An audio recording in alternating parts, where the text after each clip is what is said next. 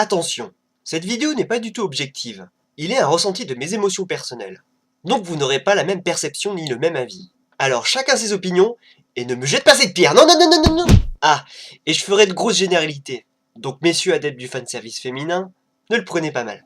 Quant aux autres, eh bien... posez vos bières et on inverse le rôle à la prochaine émission.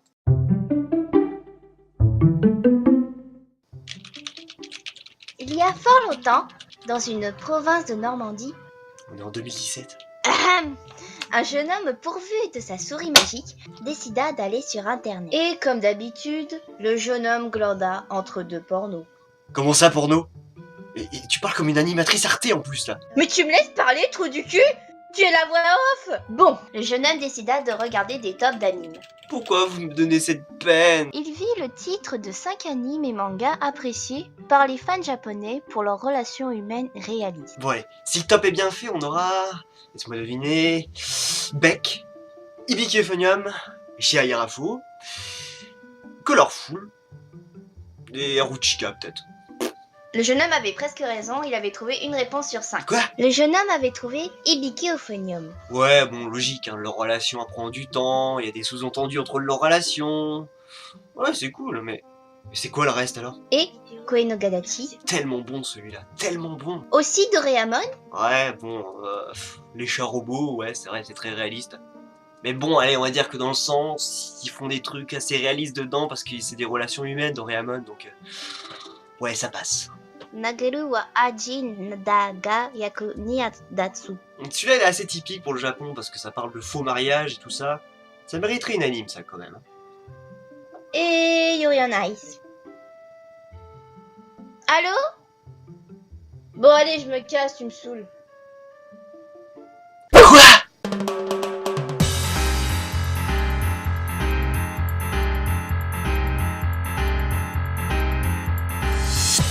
Bonjour à tous. Comme vous voyez, nouveau sitting. Et aujourd'hui, on va parler de fanservice féminin. Je le répète pour ceux qui n'ont pas lu l'intro, cette vidéo n'est pas une critique objective. Car après tout, je suis pas le public ciblé pour ces animes. Mais je vais vous expliquer les tenants et aboutissants de ce qui commence à me déplaire dans les fanservices féminins. Et vous en faites pas messieurs, vous aurez pour votre grade au prochain épisode. Sachez que cette vidéo est assez délicate pour moi car je ne veux aucunement offenser personne. Donc mesdames, ne me balancez pas de caillasse s'il vous plaît. Lâchez de pierre. Tout de suite. Lâchez de pierre. Lâchez de pierre putain. Encore un jeune homme blanc en train de nous faire la leçon.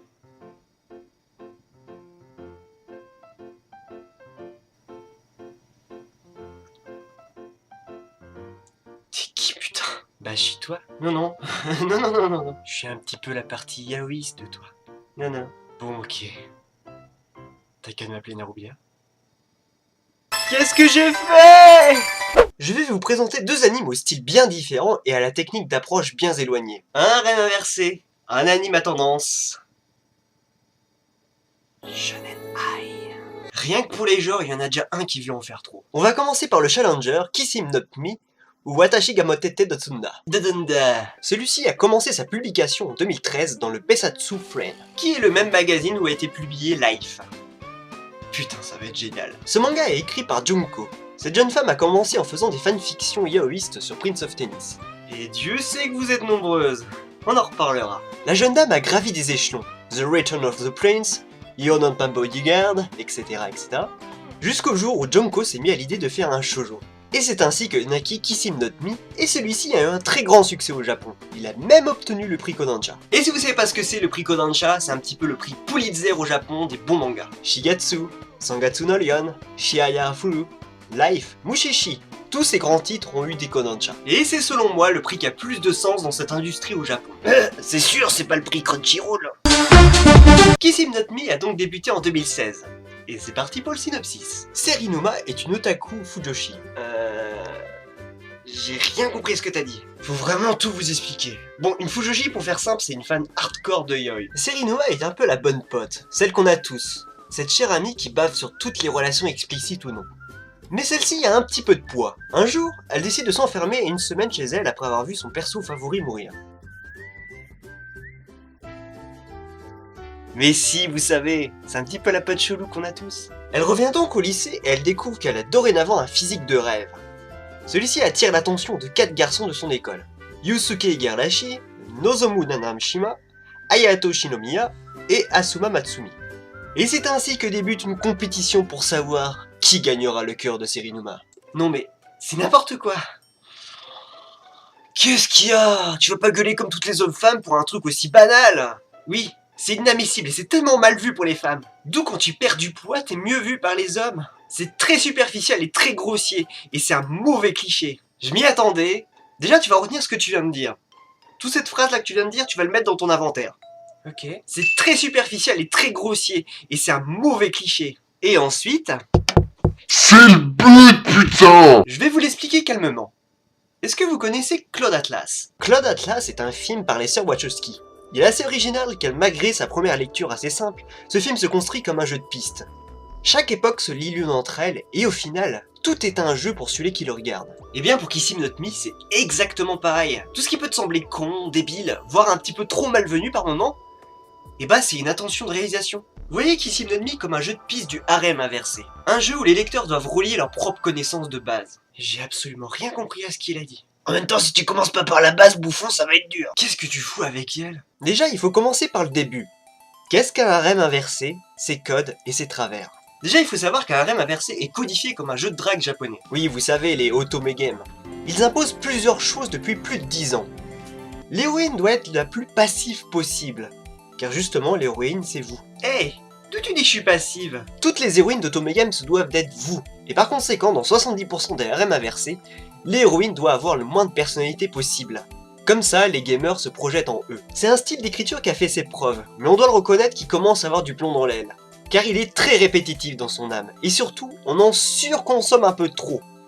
Sur une année de calcul, on démontre facilement 6 à 7 harems inversés avec leur même structure par an, alors que maintenant on a 1 à 2 shoujo classiques par année. Le harem inversé se doit d'avoir un deuxième code dans son ADN. Les hommes de cet anime se doivent d'être charismatiques et désirables au possible. Justement pour que vous vous projetiez d'en choisir un. Et forcément, il y en aura un pour tous les goûts de chaque femme. Avoue-le, c'est un peu une généralité de dire que tous les harems inversés sont comme ça. Mais oui, je parle pour la plupart. Bien sûr que certains le font pas. Et comme je l'ai dit au début de la vidéo, je ferai beaucoup de généralités. Donc Watashi ga Motete de Sunda, lui, fera tout l'inverse. C'est ce qui le rend prodigieux. Car lui va casser tous les codes du harem inversé. Donc c'est pas un harem inversé. Mais si, c'est pas parce qu'on casse un code qu'on n'en garde pas l'essence même du fanservice féminin. Donc pour faire court, si Serinuma devient plus grosse et plus fine, et que tous les hommes lui courent après, c'est justement pour faire rompre les stéréotypes. La femme qui était monotone dans les otome games, cette fois-ci a du caractère et devient une fujoshi. Et les hommes si désirables deviennent superficiels. C'est bien ce que je dis, c'est pas un harem inversé. Et c'est là où est le génie de Junko. L'évolution de caractère. Junko s'est inspiré de ce qu'elle aime bien aussi, les shonen. Les hommes qui étaient au début superficiels, eh bien ils évoluent. Certains l'aiment avec du poids, certains l'aiment pour ses goûts, et certains l'aiment tout simplement pour ce qu'elle est. Tant de facettes d'hommes à prendre et à connaître, dont chacun est différent. C'est pour ça que cet anime est un bon harem inversé. Ça n'empêche pas que le Yuri a rien à foutre là-dedans. Tu sais, en 2017, c'est agréable qu'on en ait pour tous les goûts. Et ceci est une bonne chose, car chacun pourra s'intéresser à l'autre. Au lieu que chacun a ses œuvres dans son coin, on aura le Yuri et le Yaoi, ensemble, unis. Et c'est beau! Et c'est pour toutes ces raisons que Kissim no Mi a eu le prix Kodansha. Vous imaginez-vous, c'est la première anime depuis 2006, depuis l'anime La Corde d'Or, soit 10 ans, à peu près 10 ans, enfin plus de 10 ans maintenant, que le style du harem inversé n'a pas bougé d'un poil. Donc je m'en bats les couilles. Watashi ga Motete, c'est l'œuvre la plus couillue de ces dernières années. Il met un gros pied à la fourmilière, et beaucoup devraient s'en inspirer. Au lieu de ça, vous avez bâché l'anime car l'héroïne devient plus désirable car elle perd du poids. Sans comprendre que c'était de l'intention de réalisation. De casser un code pour en définir même une auto-parodie. Et tout ça en faisant le taf niveau fanservice. Et c'est à mon sens un progrès énorme dans les harems inversés. Un petit peu comme le ecchi qui commence légèrement à changer ces dernières années. Un petit peu comme dans la scène de plage de Kobayashi Maid Dragon, où toutes les actions sont concentrées hors fanservice sur la plage pour l'occulter. Ou comme dans Seinen Heroine, où il commence direct l'épisode de la plage par « Ceci est un cliché de ecchi ». Bref, assez parlé d'une bonne anime. Maintenant, j'ai un secret pour vous. Ne me dis pas que... Et si... Je n'aime pas Yuri on Ice. Wow, calmez-vous. Déjà, laissez-moi expliquer le contexte. Pour commencer, sachez que je suis fan ultime du studio MAPPA. C'est un studio fondé par Masao Murayama. Celui-ci a fondé avec ses potes à l'époque le studio Madhouse, et en 2011 il décide de passer en solo en créant le studio Mappa. Et ce qui me fait marrer un petit peu avec ce studio, c'est que les premiers épisodes ils sont toujours magnifiques, et après un petit peu moins. Bref, la saison 3 d'Hajime no Ippo était fantastique, Zankyo no Terror était très efficace, Shingeki no Bahamut avait réussi à faire un anime génial avec un putain de roux à moumoute. Punchline a donné un style visuel que tout le monde a repompé après. Usho Itura, le retour d'un classique. Hades qui a été salement critiqué, mais qui a eu quand même un prix Kodansha. Car oui, depuis Hajime no Ippo et Major, les animes de sport se doivent d'avoir de la profondeur de personnages. Et pas avoir 10 épisodes de match, n'est-ce pas? Et donc leur prochain projet était un anime de patinage artistique. J'avais mes craintes à l'époque, mais je me disais que Mappa était talentueux. Ils feront forcément un bon fanservice réfléchi et autoparédique, et de la finesse comme l'avait fait quelques mois avant Aoharu Kikanjo. Et ils sont tombés dans le panneau. Ensuite Mappa a enchaîné 2 petites bourdes que sont Yuri on Ice et Idol GN. Ils ont fait l'erreur la plus facile que font tous les studios. La facilité. Yuri on Ice est aussi sorti en 2016. Il est une œuvre originale donc dotée d'une liberté totale. Et donc ce qui le rend plus unique sur ses choix de décision scénaristique. Scénarisé par Kubo Mitsuru qui a bossé sur Tokyo ou Moteki, qui par ailleurs a un style particulièrement reconnaissable. Sinon l'anime est réalisé par Sayo Yamamoto. Une directrice franchement incroyable, mais elle est très pointilleuse et perfectionniste. Et ce qui n'est pas du goût de tout le monde. Et c'est ce qui se ressent avec les stock shots. On en reparlera. Yuri on Ice a reçu plusieurs prix, notamment celui du Tokyo Anime Festival et du Crunchyroll Anime Award. Bientôt on fera les Wakanime Awards avec 16 animes en compétition. Ça va être génial. Wouh! Yuri on Ice raconte donc l'histoire de Yuri. Notre jeune Yuri Katsuki est un pro du patinage artistique. Mais celui-ci a perdu la main et arrive bon gros dernier à chaque fois. Mais le jeune homme, suite à une grosse déprime, décide de retourner à sa ville natale. Et pour s'entraîner, Yuri reproduit la danse d'un célèbre patineur russe appelé Victor. Mais filmé à son insu, la vidéo de sa danse devient virale. Et ainsi, le jeune Victor vient donc le voir et décide de le prendre sous son aile. Et c'est avec le travail de ces deux-là qu'il réussit à remonter la pente, tout en démontrant qu'il a du potentiel. Voire plus. Bon, commençons par les bons points. L'animation est très jolie, surtout au premier épisode. Même si ça se dégrade un petit peu après. Comme tout anime Mappa, il y a des petits traits en moins, des petites déformations, mais dans sa globalité, l'anime est très bien soigné et c'est du bon boulot. Et franchement, le premier épisode, il envoie du steak quand même. C'est plutôt positif en fait. Oh non, putain, pas déjà. Record battu. Le cliché numéro 1 des Shonen Ai, les bains. Et ce cliché, on l'a vu. Ça, on l'a vu. On l'a vu. En fait, la scène de douche est un petit peu le passage obligatoire de tous les fanservices féminins. Un peu comme les plages dans les ecchi. Bon allez, c'est pas grave, on aura du fanservice à petite dose. Même si bon, voilà quoi. Non mais, ça veut dire que t'es homophobe quoi. Non mais c'est juste que, bon, le patinage artistique, on fait déjà plein d'amalgames comme quoi ils sont gays. On va dire que c'est un petit peu cliché quand même. Un petit peu quand même, hein. Faut dire ce qui est, hein. C'est comme si tu faisais une anime sur un salon de coiffure avec 2 personnes qui sont gays et qui roulent en MX5. Si, ça fait cliché, un petit peu quand même. Un petit peu. Non mais, t'es chiant. C'est pour notre plaisir, pas pour le tien. T'es pas le public cible. Nous, sincèrement, ça nous fait du bien de voir ça. Au pire, t'as des ecchi si tu veux. Sors ce qui est dans ton inventaire.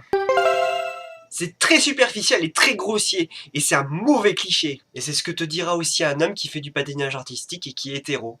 C'est un petit peu cliché, malgré tout. Eh oui, c'est facile de moins gueuler quand ça nous concerne pas, non? Reste que c'est du bon cliché. Bah oui, j'ai pas dit le contraire, hein. C'est tout aussi bien en fin de compte. C'est que t'as gueulé sur un cliché sans te rendre compte que celui-là que tu défendais, eh ben il est tout aussi fébrile en fin de compte. Donc revenons à l'intro de la vidéo. Non, leur relation ne fait pas vrai. Dans le fait que personne se tripote aussi vite. Parce qu'une relation ça se fait avec le temps. Peut-être qu'à la fin de l'anime, leur relation est réaliste.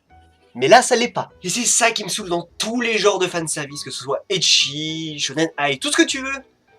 Dans la vie, ça ne va pas aussi vite. Genre par exemple, Prince of Stride. Tu détestes un mec, un épisode avant, et genre l'épisode d'après, et tu tripotes sa jambe dans la douche. Pourquoi? Ah non, c'est pas réaliste et tant mieux, c'est du harcèlement sinon. Donc non, ce genre d'anime ne sera jamais réaliste tant que leur contact ne l'est pas. Et c'est logique en soi, car le but c'est de mettre la relation rapidement pour qu'il y ait du fantasme. Plus vite tu mets de corps dénudés et de fanservice oral, et plus vite ça fera quelque chose à ton public. Et au final, tout ça, c'est normal. Et c'est une bonne chose en plus. Il n'y a aucun mal à vouloir faire vite du fanservice, car après tout, c'est ce que demande le public. Mais seulement, ça sera jamais réaliste. Et en fait, c'est bien. Car l'humain a besoin de rêver de choses qu'il ne verra jamais. Et c'est pour ça que tout fanservice est bien. Mais irréaliste. Et si vous voulez un gay sans fanservice, eh bien vous avez l'anime Haruchika. Est-ce que quelqu'un s'en souvient?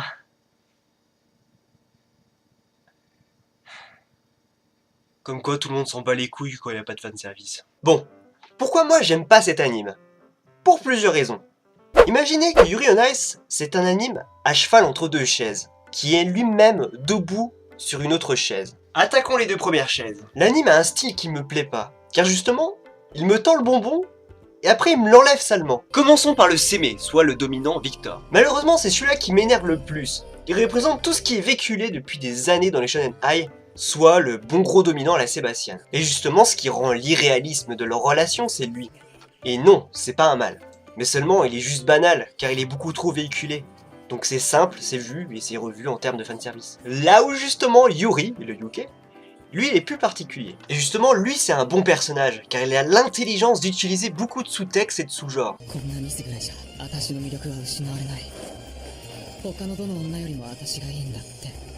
Et en fait, avec ce genre de réplique, Yuri a conscience de son propre fanservice. Et donc il s'auto-parodie. Et c'est justement ce qui rend la chose géniale. Et sans compter que c'est lui qui fait les gestes les plus naturels une fois que leur intimité est plus proche. Et c'est là où la chose coince. Tu as 70% de fanservice à la Victor, et 30% pour Yuri et ses doubles sens. C'est comme si on te disait « Hé hé, je suis méga intelligent, je fais de l'auto-parodie, et... Ah bah non, je retombe dans mes travers. » Et c'est ce qui m'a gêné dans Yuri on Ice. Deux sortes de fanservice qui se côtoient, mais dont l'un est plus intense que l'autre. Imaginez un petit peu bon senti, j'ai vu plein et plein d'animes de ce genre. Et forcément, on donne ce que t'as vu depuis 10 ans. Et à côté, on te donne un humour qui est assez unique. Forcément, tu le prends comme si on te volait tes bonbons, quoi. Petite suggestion, mesdames. Pourquoi les doujinshi les plus populaires sont du Naruto versus Sasuke, ou encore toutes les animes de sport possibles et inimaginables, plus que des œuvres venant de yaoi? Eh bien, à cause de la suggestion. Et c'est quelque chose qui est beaucoup plus astucieux. Une Fujoshi imaginera plus facilement deux personnes dans une relation avec des petites répliques réalistes, ou avec de l'auto-parodie. C'est aussi pour ça que la scène du tirage dans Black Butler était aussi géniale. En gros, pour les messieurs qui restent, c'est comme si ceci était mieux que ceci. Et on est d'accord les gars que contrairement à l'autre, c'est parce qu'ils ont été suggérés leur relation qu'ensuite il y a eu autant de dessins et d'imagination et de fanfics à côté. Et c'est aussi pour ça que Junko, comme je l'ai dit au début de l'épisode, faisait des doujinshi sur Prince of Tennis, un anime de sport. Et tout ceci, bien avant de faire des yaoi. Croyez-moi, mesdames et messieurs, c'est pas en montrant le plus qu'on est plus excité. C'est bizarre ce que je dis. Après, chacun sa valeur d'aimer une œuvre ou pas. Je suis pas juge. Mais à mon sens, c'est pas forcément en faisant du fanservice H24 que ça va forcément rendre le couple plus crédible. Oui, mais tu vois, dans cet anime, le plus important, c'est pas son fanservice. C'est le sport. Parce que c'est un anime de sport, après tout. Ah, tu défends donc que c'est un excellent anime de sport avec du fanservice. Eh bien, tu tombes bien, car en haut de ces deux chaises vient le point qui me fâche le plus. L'anime en termes de sport n'est pas aussi ouf que ça. Comme je l'ai dit tout à l'heure, la production a eu quelques problèmes, et l'anime a dû utiliser beaucoup de stock shots, c'est-à-dire des scènes réutilisées. Vous m'avez obligé à faire un calcul. Un calcul. Tous les épisodes. Calculé. Vous m'avez obligé à calculer. C'est très long. L'anime comporte donc deux danses principales, dont plein d'autres inédites, mais concentrons-nous sur Agape Eros, dit Yuri on Fire, et Yuri on Ice, d'ailleurs magnifiquement interprété en CGI. Seulement, Agape Eros apparaît 15 minutes 11 à 17 minutes, ça fait égal 1 minute 49. Ensuite de 3 minutes 7 à 4 minutes 12 égale 1 minute. Ensuite environ de 8 minutes 47 à 10 minutes 47 égale 2 minutes. Ensuite de 10 minutes 28 à 12 minutes 33 égale aussi à peu près 2 minutes. Et ensuite à l'épisode 11 de 2 minutes 30 à 4 minutes 6, ce qui donne 3 minutes. 6 fois dans les minutes, soit à peu près 8 minutes en arrondissant au plus bas. Pareil pour la danse Yuri on Ice qui apparaît 5 épisodes avec une durée de 4 à 5 minutes chacune. Et tout ça avec la même chorégraphie. Et donc au calcul final, grosso merdo, il y a 20 minutes. 20 putains de minutes. 20 putains de minutes où on voit le même plan, le même cadrage, la même danse, soit 12 putains de % de l'anime. Et pour ces deux danses. 12%.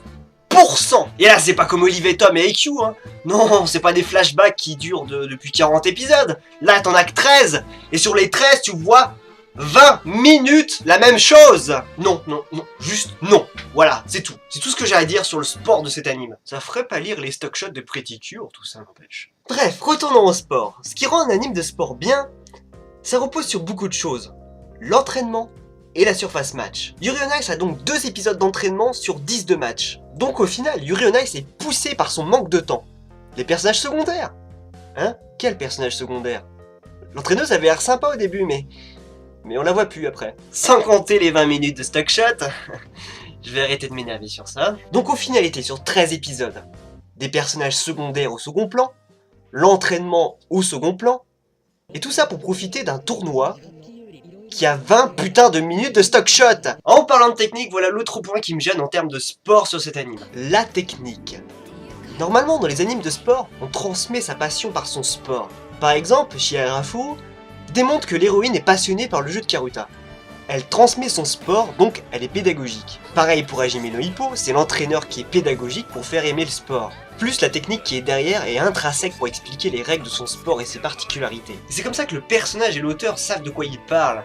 Ils mettent plein de détails techniques pour expliquer le sport. Et ce pour montrer qu'il y a plein de profondeur dans certains sports. Et seulement dans Yuri on Ice, les personnages sont déjà professionnels. Et donc dans l'anime, est-ce que vous avez appris ce que c'est un axel, un flip ou un lutz? Ne levez pas la main, je sais que vous mentez. Yuri on Ice n'explique aucun mouvement. On assiste à un sport pour ce qu'il est, comme un public. On regarde et puis c'est tout. Ce qui devrait être transmis par Yuri n'est même pas expliqué. Les abréviations, les TCS, à quoi ça sert? Et c'est pareil pour Victor, vu qu'il est trop occupé à le draguer, il a pas le temps de l'entraîner. L'entraînement il se fait hors anime. L'autre astuce, si tu veux expliquer des termes techniques, tu peux utiliser l'astuce du commentateur. Mais même dans cet anime, il contourne l'action pour seulement une danse au visuel, plutôt que le sport technique. Et surtout, ne me dites pas qu'il manquait vraiment de temps. 何それ。そっか、ジンボ君はラテン専門だっけ。ライズで長時間静止して姿勢とバランスの美しさを見せる技よ。Ballroom a compris ce que n'a pas compris Yuri on Ice en 3 épisodes. J'ai rien d'autre à dire. Donc pour résumer, 2 fanservice qui prend l'ascendance sur l'autre, mais qui prend le risque aussi de saouler les hommes, mais qui est broyé au-dessus par son manque de temps pour moins expliquer le sport, la technique, les entraînements et les personnages secondaires. Un ensemble de choses qui me fait dire que oui, c'est une bonne anime, mais c'est tellement en décalage de tout ce qu'il y avait cette année-là. Moi j'en retiendrai une œuvre inachevée et mal agencée, qui a de beaux panoramas, de belles musiques et un bon opening, et aussi de bons plans bout. Mais surtout en 2016, il y avait tellement de bonnes animes à côté. Red Zero, Mob Psycho. Et surtout...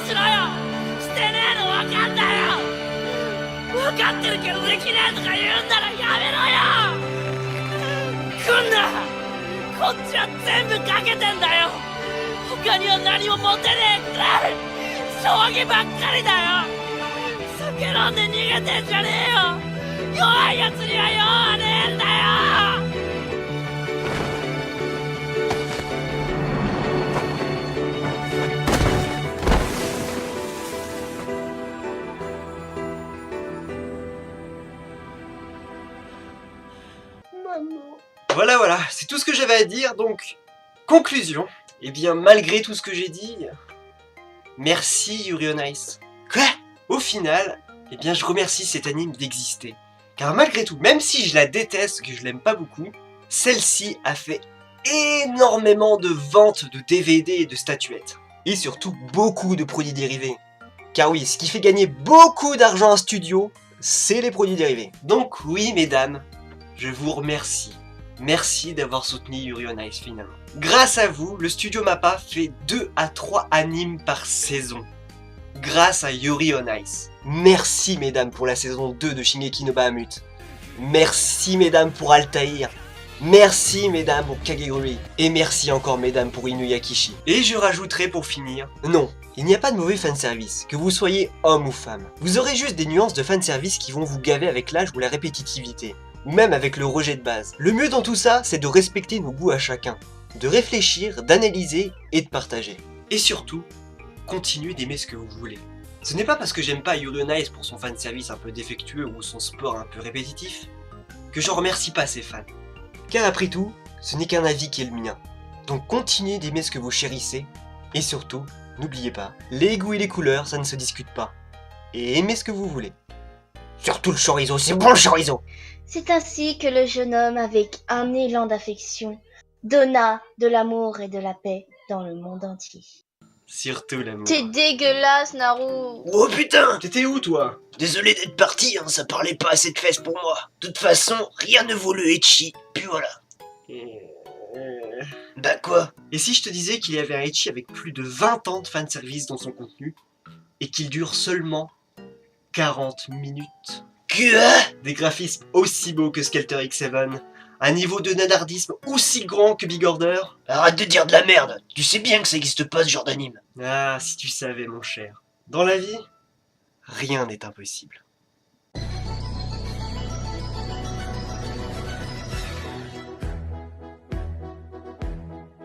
Can you hear my heartbeat? Tired of feeling never enough. I close my eyes and tell myself that my dreams will come true.